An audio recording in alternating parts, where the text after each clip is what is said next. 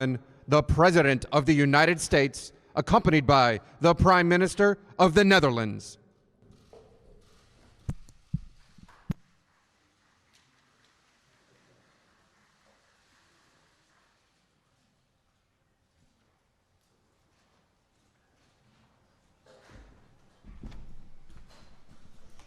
Thank you very much. Thank you.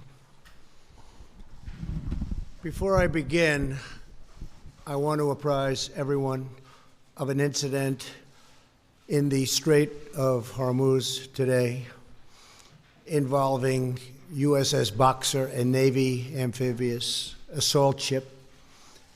The Boxer took defensive action against an Iranian drone which had closed into a very, very near distance, approximately 1,000 yards, ignoring multiple calls to stand down, and was threatening the safety of the ship and the ship's crew. The drone was immediately destroyed. This is the latest of many provocative and hostile actions by Iran against vessels operating in international waters. The United States reserves the right to defend our personnel, our facilities, and interests, and calls upon all nations to condemn Iran's attempts to disrupt freedom of navigation and global commerce. I also call on other nations to protect their ships as they go through the strait and to work with us in the future. Thank you very much. I thought you should know that.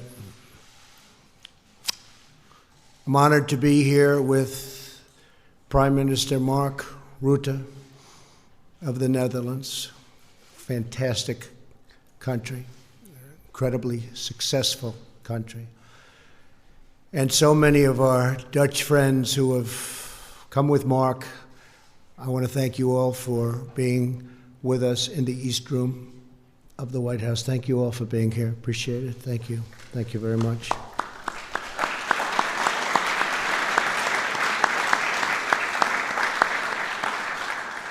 Thank you also to Vice President Pence and Acting Secretary of Defense Richard Spencer for joining us. Thank you, Richard, Mike. Last month, Melania and I traveled to the United Kingdom and France to commemorate the 75th anniversary of D-Day. Together, we paid tribute to every courageous patriot who fought to liberate Europe from the evil of Nazi rule. Today, on behalf of the American people, I will receive an American flag that flew aboard a ship carrying the first waves of United States service members to land in Normandy. 75 years after that momentous day, and that is truly a momentous day, one of the most powerful, most important days in the history of our world. It is my honor to welcome this great American flag back home, where it belongs. I want to thank the Prime Minister, as well as U.S. Ambassador Peter Hoekstra. Pete, thank you. Thank you very much, Peter. You're doing a great job. And Dutch Ambassador Henrik Schoer for being here today and for their devoted efforts to deepen the abiding ties between the United States and the Netherlands. Our relationship has never been closer than it is today. We're also profoundly moved to be joined by several incredible World War II veterans who helped defeat the Nazis and save freedom for all humanity. With us is Jack Goldstein, who served in Europe during the war. Jack, where's Jack? Thank you, Jack. Thank you. Thank you very much, Jack. Along with Stephen Melnikov and Harold Engel, both veterans of the Normandy campaign. Thank you very much, fellas. And they went on to fight in the Netherlands. Thank you, fellas. That's incredible. Thank you, all three. You look great. Young guys. Thank you very much. This event would be not possible without the extraordinary generosity of the flag's two donors from the Netherlands, Mr. Bert Krook and his uncle and business partner, Mr. Theo Scholz, and I want to thank you very much. Where are they? Thank you very much. That's great. Very much. Thank you. And thank you for preserving our history and for watching over the immortal legacy of our D-Day heroes. That's what you did. Thank you. And I know it was expensive. Two rich people, I assume, right? Huh? I appreciate it. Thank you. On June 6, 1944, the flag we received today flew aboard landing craft Control 60, and it was approached, and when it approached Utah Beach, I was there very recently with the First Lady, and it was something incredible to see. Commanding the ship was a young Navy lieutenant, 2 days shy of his 27th birthday, named Howard Vanderbeek. Amid treacherous German minefields, raging winds, and rough seas, Lieutenant Vanderbeek and his crew led an astonishing 19 waves of American troops and equipment to those very, very dangerous beaches. Through it all, this flag soared proudly above the waters of the English Channel, announcing the arrival of our American warriors. After completing his mission on D-Day, Lieutenant Vanderbeek took the flag, now bearing the scars of German machine gun fire, and stained all over with dirt and diesel and blood. He carried it with him in his backpack for the remainder of the war and kept the flag until his death in 2014.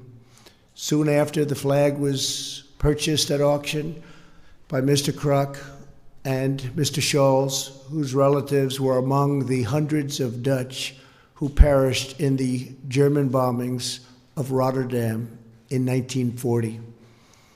These two gentlemen paid $500,000 to obtain the flag, just so they could return it as a gift to the American people and to the United States of America.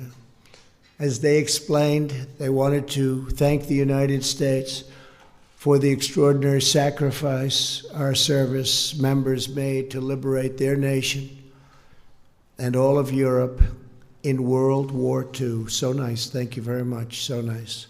Thousands of Americans gave their lives on D-Day, and many thousands more gave their lives to drive the Nazis from the Netherlands. Following today's ceremony, the extraordinary flag will be displayed at the Smithsonian's Museum of American History, and very proudly. With us this afternoon, our Secretary of the Smithsonian, a friend of mine, Lonnie Bunch. Lonnie, thank you very much for being here. Thank you. And Director of the Museum of American History, Anthea Hartog. Anthea, thank you very much. Thank you. And I know they will take great care of this priceless American artifact. Thank you very much for being here, both. I know they share Mr. Krook's vision for the flag. As he said, it will tell visitors from around the world about the story of freedom. With their help, this wonderful flag will be preserved forever and ever in American history, as it should be. It will always be a reminder of the supreme sacrifice of our warriors and the beautiful friendship between the Dutch and the American people. And now I would like to introduce a very special man, a man I've gotten to know very well during our strong negotiations on trade and our negotiations on the military and NATO and all of the other things we've been talking about for so long, it seems like right now. A prime minister who's very, very popular in his country, a great gentleman. And you're going to say a few words, and then Mr. Krook and Secretary Bunch will tell us more about the treasured gift that they presented us with. So I want to thank you all, and God bless America. Mr. Prime Minister.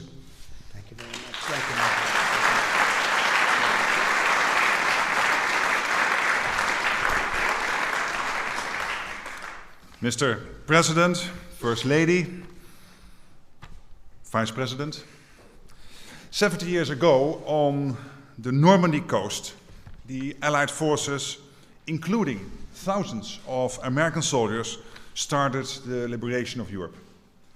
Beach by beach, street by street, and city by city, they recaptured our freedom at a terrible cost. Many of those men gave their lives so that today we can live our lives in freedom and peace. We will be forever grateful to them. When we hear the stories of those who survived, we can barely imagine what they must have gone through. Landing on those Normandy beaches, plowing through the cold water and the thick mud, while countless grenades exploded and machine guns fired. Death, chaos, and terror surrounded them. But despite all this, those brave soldiers managed to stand their ground. They advanced beyond the beaches and eventually liberated Europe from Nazi occupation, country by country. It's impossible to put their courage and sacrifice into words. But this flag we present to you, Mr. President, is a symbol of what can't be expressed in words. The first American flag to reach the coast of Normandy, where it was hit by enemy fire like all those Allied soldiers. This flag survived, and it prevailed. And thanks to Mr. Bert Kreuk, who became the flag's owner, we stand here today to hand it back to you. A symbol of the unique bond between the United States and Europe, a bond that stretches across the Atlantic. It's also a symbol of the close bond between the US and the Netherlands. Our countries stand shoulder to shoulder when times are tough. Centuries ago, the Netherlands was one of the first countries to support the young American Republic striving for independence. And in our darkest hour, 75 years ago, thousands of brave American soldiers crossed the Atlantic to fight for our freedom. They brought this flag with them. 75 years ago, it arrived on the coast of Normandy. And today, it's coming home. To the land of the free and the home of the brave. Back where it belongs. Thank you. I would like to introduce Mr. Bert Kreuk to make his remarks.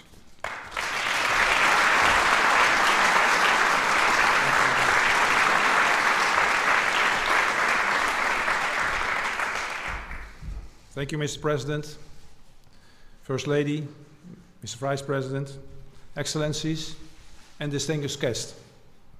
It is a rare honor in life, ladies and gentlemen, to be among heroes. I've had that privilege when I became the owner of one of the most important American flags in history. The flag that was hoisted on LCC 60, the leading vessel that on D-Day first reached the beaches of Normandy. With it, I accepted the responsibility for its legacy and its ultimate destination. That's why I feel humbled and grateful to have the opportunity to speak a few words here today. 870 words in a speech of 5 minutes here at the White House. The place where more than 75 years ago, the decision was taken to free Europe from tyranny, a decision that led to the liberation of my country, the Netherlands, and the end of World War II. A war that claimed so many lives, including several members of our family.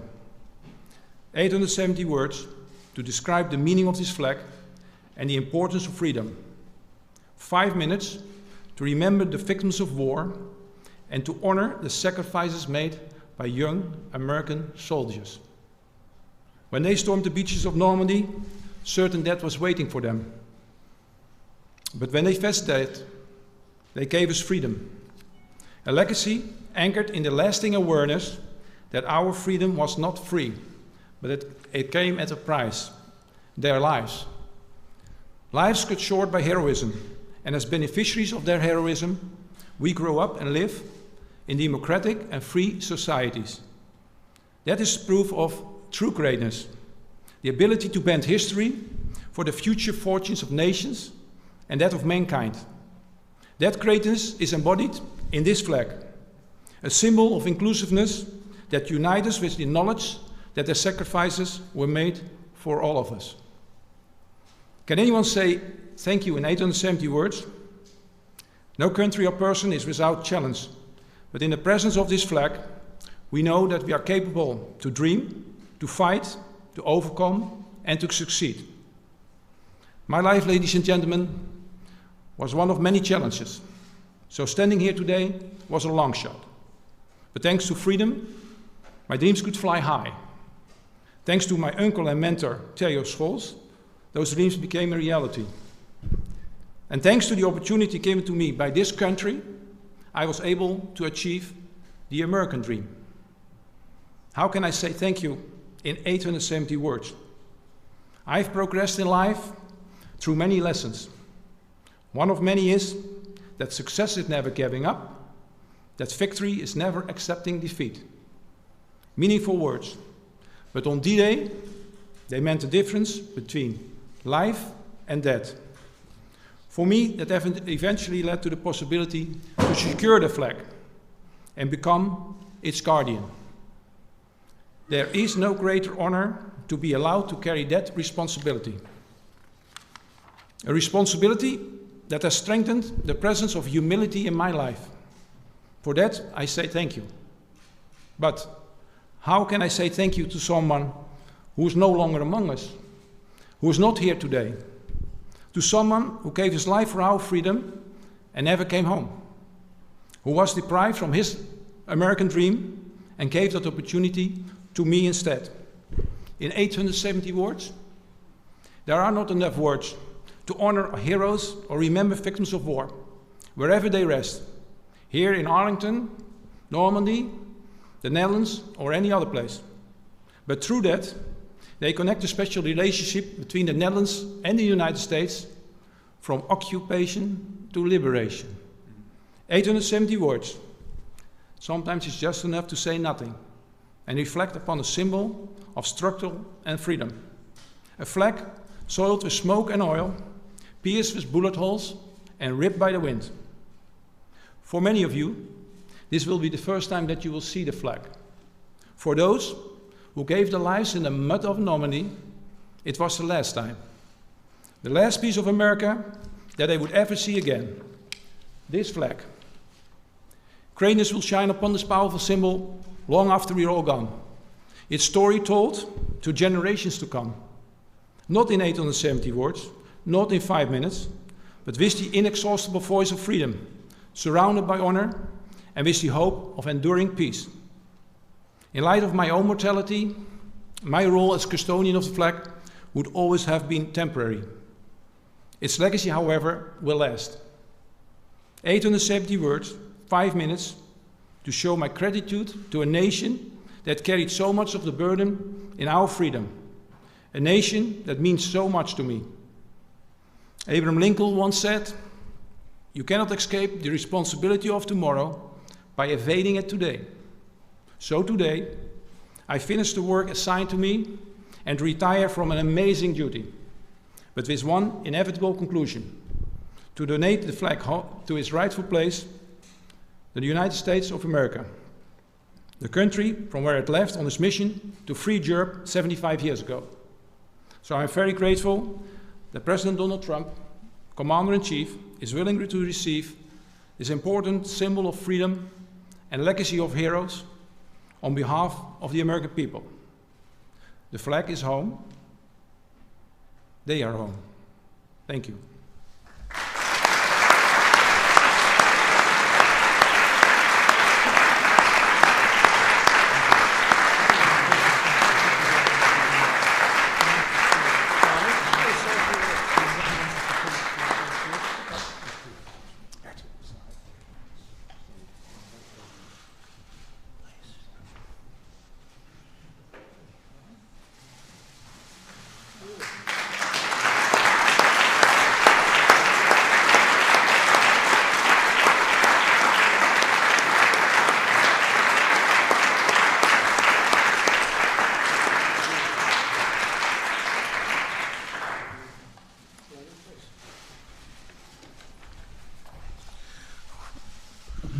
wish I was taller. What a wonderful gift this is. President Trump, Prime Minister Rutte, let me begin by thanking you for helping to bring such an important piece of America back to the Smithsonian. I appreciate all the work of the ambassadors from the United States and the Netherlands that really made sure this would happen. But the Smithsonian is greatly indebted to Mr. Crook and Mr. Scholes for the generosity in donating this piece of history. Candidly, one of the goals of the Smithsonian is simple.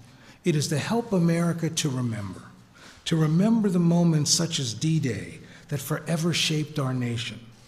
It is my honor on behalf of the Smithsonian and the Museum Director of the Museum of American History, Anthea Hartig, to accept this flag into the collections of the Museum of American History.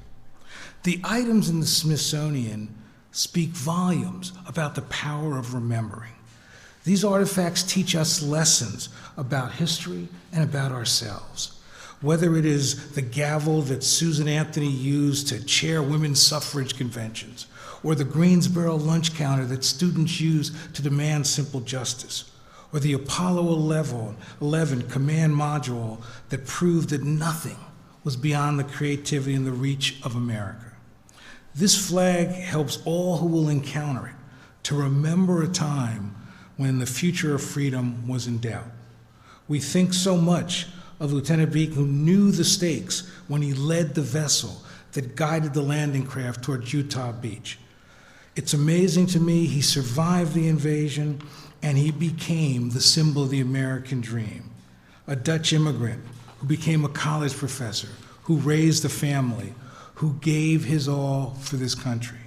This flag reminds us of the courage of people who were soldiers during World War II, who embodied not only the best of our nation, but the best of humanity.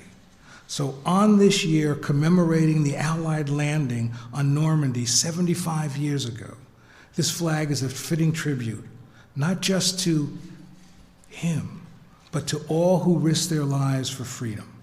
When it goes on exhibit in the Museum of American History's D-Day exhibition, it will remind visitors that we are stronger when we join together to overcome the forces of darkness, when our common human decency outshines ignorance and fear, and when our better angels prevail. So let me say, on behalf of the Smithsonian, it is a great honor to accept this flag, and we are just so humbled and pleased to be the place that will help the world always remember what it means to be an American. Thank you very much.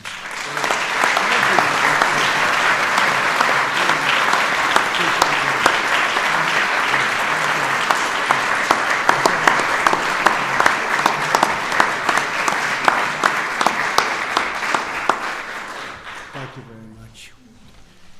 Well, this is a very important moment. I want to thank you all for being here, and I will see you soon. I'll see you at the museum. Lonnie, thank you very much. Mr. Prime Minister, thank you.